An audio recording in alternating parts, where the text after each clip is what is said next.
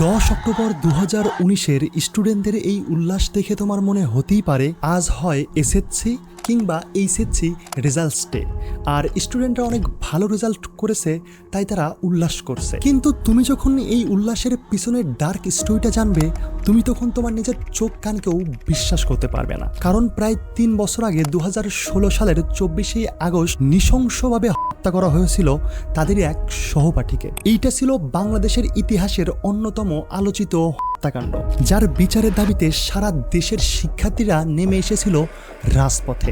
আমরা 48 ঘন্টা সময় জানিয়ে 31 তারিখের সময় দিয়েছি। 31 তারিখ 12টার মধ্যে যদি ওরা আমাদেরকে না দিতে পারে আমরা আবার স্ট্রাইকে নামব। এমনকি ওই সময়ের শিক্ষামন্ত্রীও এইটা নিয়ে কথা বলতে বাধ্য হয়েছিল। আমরা আমাদের শিক্ষার্থী হত্যার বিচার চাই, শুধু বিচার নয়, আমরা চাই অবিলম্বে তাকে গ্রেফতার করে নিয়ে এসে কাঠগড়ায় আঘাত করানো হোক। আর আমি এইটাও গ্যারান্টি দিয়ে বলতে পারি যে এই পুরো কেসটা জানার পর তুমিও হয়তো তোমার মেয়ে কিংবা তোমার বোনকে টেইলার্স কিংবা দর্জির দোকানে নিয়ে যেতে 10 বার ভাববে, কারণ শুধুমাত্র দর্জির দোকানে যাওয়ার কারণেই প্রাণ দিতে হয়েছিল রিশাকে।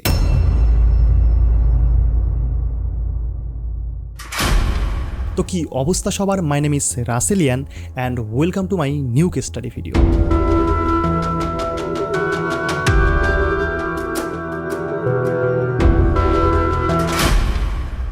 24শে আগস্ট 2016 প্রত্যেক দিনের মতোই স্কুল ছুটি শেষে হাসি খুশি মন নিয়ে সহপাঠীদের সঙ্গে রাস্তা পার হওয়ার জন্য কাকরাইল ওভারব্রিজে ওঠে রিশা। কিন্তু তখনও কেউ জানতো না যে ওই ব্রিজে আগে থেকেই একজন লোক তার জন্য অপেক্ষা করছে।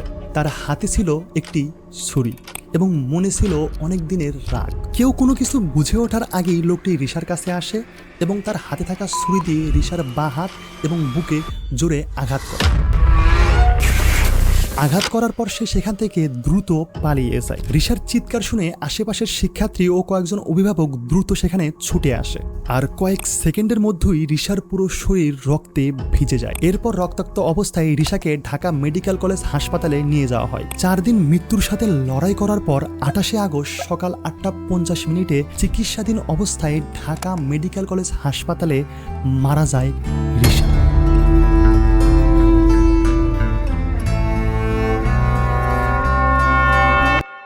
রিশার মৃত্যু শুধু তার পরিবারকে নয়, কাঁপিয়ে দিয়েছিল পুরো দেশকে। রিশার মৃত্যুর পরের দিন কেউই আর স্কুলে যায়নি, সবাই ব্যানার হাতে রাস্তায় নামে।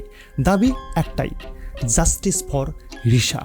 ছোট থেকে বড় করছি বাচ্চা আমার, এখন আমার বাসা খালি।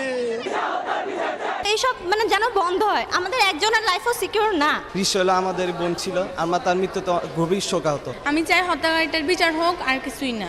হত্যাকারীর ফাঁসি চাই। আমরা থামবো না, আমরা চালিয়ে যাবো আন্দোলন। এক এক করে আরো মানুষ এই আন্দোলনে যোগ দিতে শুরু করে। ভিকারুন্নেসা, নটর ডিম, সিন্ধেশ্বরী সহ বিভিন্ন স্কুল কলেজের শিক্ষার্থীরাও রাস্তায় নেমে আসে। তাদেরও একটাই দাবি, আমরা নিরাপত্তা চাই, আমরা বিচার চাই। এই আন্দোলন ধীরে ধীরে এত বড় হয় যে সেই সময়ের শিক্ষামন্ত্রীও শিক্ষার্থীদের কাছে এসে কথা বলতে বাধ্য হন। এখন তোমার মনে প্রশ্ন আসতেই পারে, কে এই রিশা, আর কেনই বা তাকে এত নৃশংসভাবে হত্যা করা হয়েছিল? রিশা, যার পুরো নাম ছিল সুরাইয়া আক্তার রিশা, বয়স 15 বছর। রিশারা পুরান ঢাকার সিদ্দিক বাজার এলাকায় বসবাস করত। তার বাবার নাম রমজান হোসেন, তিনি পেশায় একজন ব্যবসায়ী ছিলেন, এবং তার মা তানিয়া আক্তার, তিনি পেশায় একজন গৃহিণী ছিলেন। রিশারা ছিল 2 বোন 1 ভাই। 3 ভাই বোনের মধ্যে রিশা ছিল সবার বড়। রিশা ঢাকার কাকরাইলের Wills Little Flower School and কলেজের 8ম শ্রেণীর শিক্ষার্থী ছিল। এখন তোমার মনে প্রশ্ন আসতেই পারে, মাত্র 15 বছরের রিশাকে কেউ কেনই বা হত্যা করবে? কি ছিল এই হত্যার পিছনের আসল কারণ? আর এই কারণ জানতে হলে আমাদের যেতে হবে এই গল্পের একটু পিছনের দিকে। এই গল্পটা শুরু হয়েছিল একদমই সাদামাটাভাবে।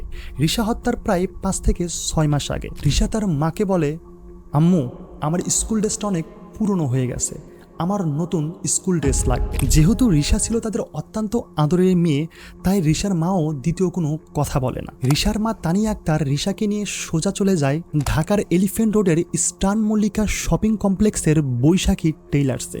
সেইখানে গিয়ে রিশার মা তানিয়া আক্তার রিশার স্কুল ড্রেসের জন্য কাপড় পছন্দ করেন এবং রিশার স্কুল ড্রেসের মাপও দিয়ে আসেন। আর ওইখানেই তাদের সাথে পরিচয় হয় ওই দোকানের এক কর্মচারী কাটিং মাস্টার অবায়দুলের সাথে। অবায়দুলের পুরো নাম অবায়দুল হক, বয়স 30 বছর। গ্রামের বাড়ি দিনাজপুরের বীরগঞ্জ উপজেলার মিরাটঙ্গী গ্রামে। অবায়দুলের বাবার নাম মৃত আব্দুস সামাদ। অনেকদিন ধরেই সে বৈশাখী টেইলার্সে কাটিং মাস্টার হিসেবে কাজ করছিল। আর ওই দিন রিশা যখন তার মায়ের সঙ্গে স্কুল ড্রেস বানাতে ওই টেইলার্সে যায়, তখনই প্রথমবার রিশাকে দেখেই আকৃষ্ট হয়ে পড়ে ওই টেইলার্সের কর্মচারী কাটিং মাস্টার অবায়দুল হক। সেই একবারের দেখাই যেন ধীরে ধীরে তার মনে এক ধরনের বিপজ্জনক আসক্তির তৈরি করে। এরপর একদিন সবার আড়ালে টেইলার্সের রশিদের খাতা খুলে বসে অবায়দুল। আর ওই রশিদের খাতাতেই রিশার বাসার ঠিকানা এবং রিশার মায়ের নম্বর লেখা ছিল। আর সেইখান থেকেই অবায়দুল রিশার মায়ের মোবাইল নম্বর সংগ্রহ করে। আর ঠিক এরই 2-3 দিন পর সে কাপড়ের মাপ জানার অজুহাতে ওই নম্বরে ফোন করে, কিন্তু ফোনটি ধরেছিল রিশা। আর ঠিক তখনই সে জানতে পারে এই নম্বরটি রিশা ব্যবহার করে। এরপর থেকেই সে বিভিন্ন অজুহাতে রিশাকে বারবার ফোন করত। এমনকি একদিন ওবায়দুল মোবাইলে রিশাকে প্রেমের প্রস্তাবও দেয়, কিন্তু রিশা সোজা সাপটা না উত্তর দেয়। এরপর রিশা আর ওবায়দুলের সঙ্গে কোনো যোগাযোগ রাখেনি। এত কিছু ঘটে যাওয়ার পরেও ওবায়দুল থামেনি। সে প্রায় রিশাকে ফোন করত, এমনকি কয়েকবার রিশার স্কুলের সামনে গিয়েও দাঁড়িয়ে থাকতো রিশার সাথে কথা বলার জন্য, কিন্তু প্রত্যেকবারই সে ব্যর্থ হতো। একদিন জোর করে কথা বলতে চাইলে সে ওবায়দুলকে স্পষ্টভাবে বলে দেয় সে তার সঙ্গে কোনো সম্পর্ক করবে না, এবং ওই দিন সে বাসায় আসার পর ওবায়দুলের নম্বর ব্লক করে দেয়। এইদিকে মোবাইল নম্বর ব্লক করার কারণে ওবায়দুল আরও রেগে যায়।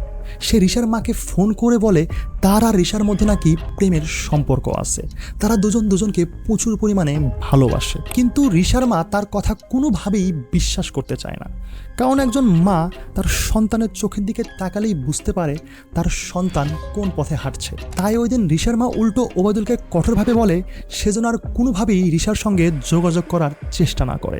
কিন্তু এত কিছু ঘটে যাওয়ার পরেও ওবায়দুল থামেনি। সে বারবার ফোন করতে থাকে। অনেক সময় রিশার মা বা দাদি ফোন ধরলে তাদের সঙ্গে তার তর্কও হয়। হত্যার দিন মানে 24শে আগস্ট 2016-তে রিশার পরিবারের লোকজন যখন জানতে পারে কাকরাল ওভারব্রিজে রিশাকে কেউ পেটে ছুরি মেরে পালিয়ে গেছে, আর সেখানে থাকা লোকজন রিশাকে নিয়ে ঢাকা মেডিকেল কলেজ হাসপাতালে নিয়ে গেছে, তখন রিশার পরিবার সোজা চলে যায় ঢাকা মেডিকেল কলেজ হাসপাতালে। যেহেতু রিশার মা তানিয়া আক্তার সব কিছুই জানতো যে টেইলার্স কর্মী ওবায়দুল রিশাকে প্রতিনিয়ত ডিস্টার্ব করত, তাই তার প্রথম সন্দেহ ওবায়দুলের উপরে হয়। তাই ওই দিন রাতে সে সোজা চলে যায় রাজধানীর রমনা থানায়, এবং সে বৈশাখী টেইলার্সের প্রথম পরিচয় থেকে শুরু করে রিশার উপরে হামলার দিন অবধি পর্যন্ত যা যা ঘটেছিল সব কিছু এক এক করে পুলিশকে বলতে থাকে।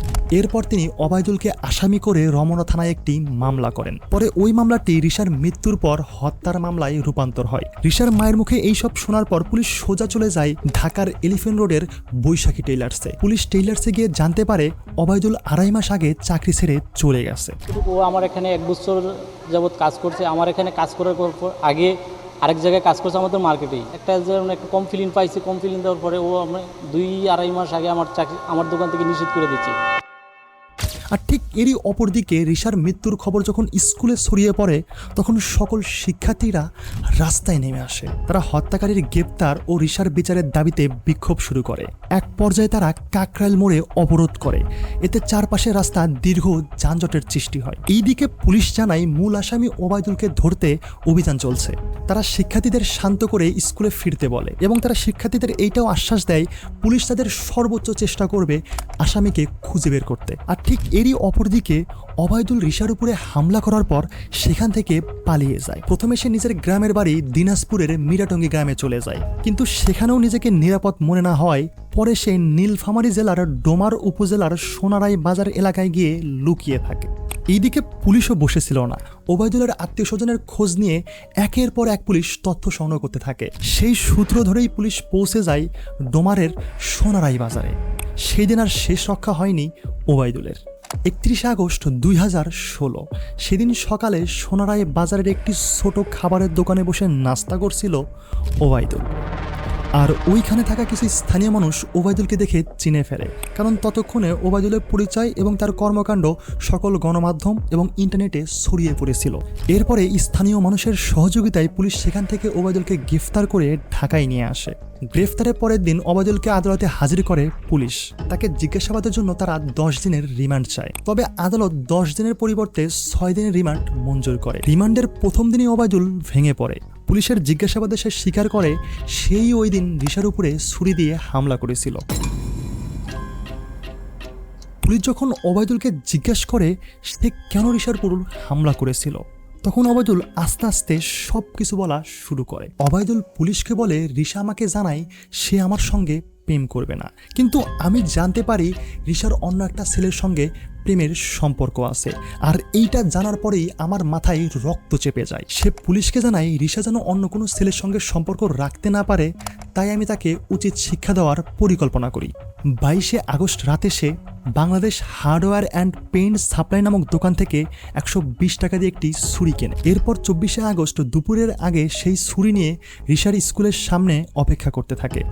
কিছুক্ষণ পর রিশা কয়েকজন সহপাঠীর সঙ্গে স্কুল থেকে বের হয়ে ওভারব্রিজে ওঠে, আর ঠিক তখনই ওবায়দুল তার কাছে গিয়ে ছুরি দিয়ে হামলা করে। হামলার পর দ্রুত সে সেখান থেকে পালিয়ে যায়। এরপর ওবায়দুল সদরঘাটে নদী পার হয়ে কেরানীগঞ্জে তার চাচাতো ভাই জসিমের কাছে যায়। ওই দিন বিকালে কেরানীগঞ্জের কোনাপাড়ায় গিয়ে পরিচিত 2 টেইলার্স মাস্টার সুনীল ও গৌরের কাছ থেকে 1000 টাকা ধার নেয়।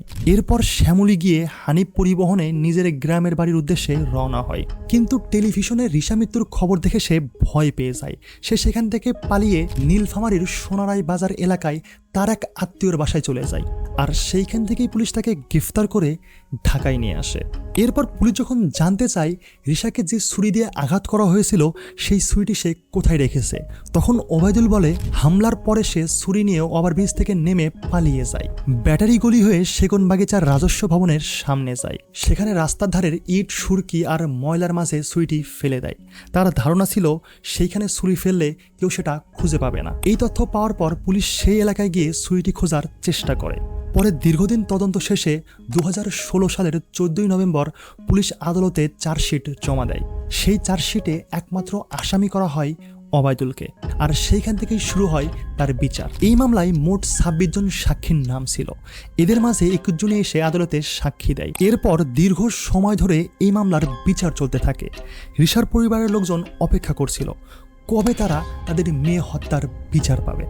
সত্যিই কি তারা বিচার পাবে, নাকি এই মামলাও বাংলাদেশের 8-10টা মামলার মতো বছরের পর বছর আটকে থাকবে? এইভাবেই কেটে যায় প্রায় 3 বছর। একের পর এক সাক্ষী আসে, আদালতে সাক্ষ্য দেয়, আবার চলে জেরা। অবশেষে 2019 সালের 11ই সেপ্টেম্বর মামলার 2 পক্ষের কথা শোনা শেষ হয়। এরপর আদালত রায় দেওয়ার দিন ঠিক করেন 6 অক্টোবর। রিশার পরিবারের মনে হচ্ছিল এবার হয়তো তাদের দীর্ঘ অপেক্ষার অবসান ঘটবে, তারা দীর্ঘদিন পর তাদের মেয়ে হত্যার বিচার পাবে। কিন্তু 6 অক্টোবর তারা আদালতে গিয়ে জানতে পারে ওই দিন আর রায় হবে না, কারণ ওই দিন কারাগার থেকে ওবায়দুলকে আদালতে আনা সম্ভব হয়নি। ওই দিন দুর্গাপূজার নিরাপত্তার কাজে পুলিশ ব্যস্ত থাকায় রায় পিছিয়ে দেওয়া হয়। নতুন তারিখ দেওয়া হয় 10 অক্টোবর। আরও 4 দিন অপেক্ষা করার পর অবশেষে আসে সেই দিন 10 অক্টোবর 2019। সকাল থেকেই আদালত চত্বরে ভিড় জমতে শুরু করে। রিশার স্কুলের শিক্ষার্থী ও শিক্ষকরা ব্যানার হাতে আদালতের সামনে দাঁড়িয়ে কঠোর শাস্তির দাবি জানায়। সেদিন সকালে কাশিমপুর কারাগার থেকে ওবায়দুলকে আদালতে নিয়ে আসা হয়। এইবার আর রায় পিছনোর কোনো সুযোগ ছিল না। এরপর ঢাকা মহানগর আদালতের বিচারক রায় পড়া শুরু করেন। আদালত ওবায়দুলকে মৃত্যুদণ্ড এবং 50,000 টাকা জরিমানা করেন। আদালত বলেন, কারোর ভালোবাসা কেউ গ্রহণ না করলে তাকে হত্যা করার অধিকার কারো নেই। এরকম অপরাধের চরম শাস্তি হওয়া দরকার। রিশার মা তানিয়া আক্তারও ওই দিন আদালতে উপস্থিত ছিলেন। রায় শোনার পর সে একটি দীর্ঘ শ্বাস ফেলে। আদালতের বাইরে অপেক্ষা করা শিক্ষার্থীরা রায়ের খবর শুনে আনন্দ উল্লাস শুরু করে দেয়। কিন্তু ওই আনন্দ উল্লাসের মাঝেও ছিল কষ্ট, কারণ যাকে ঘিরে এই লড়াই সেই রিশার কখনোই ফিরে আসবে না। 3 বছর অপেক্ষা করার পর বিচার হয়েছে ঠিকই, কিন্তু রিশা তো আর ফিরে আসবে না। তাই আমাদের মাঝে থেকে যেন আর কোনো রিশা না হারিয়ে যায়, তাই আমাদের সব সময় সতর্ক থাকতে হবে এবং আমাদের নিজের ছেলে মেয়ে ভাই বোনকে সাবধানে রাখতে হবে, কারণ ওবায়দুলের মতো হাজারো নরপিশাচ আমাদের আশেপাশে ঘুরে বেড়াচ্ছে। তো এই ছিল আজকের কেস। আমি খুব শীঘ্রই ফিরবো এরকম একটি নতুন কেস নিয়ে। ততক্ষণ অবধি সবাই ভালো থাকো, সুস্থ থাকো এবং আমার জন্য দোয়া করো। আসসালামু আলাইকুম।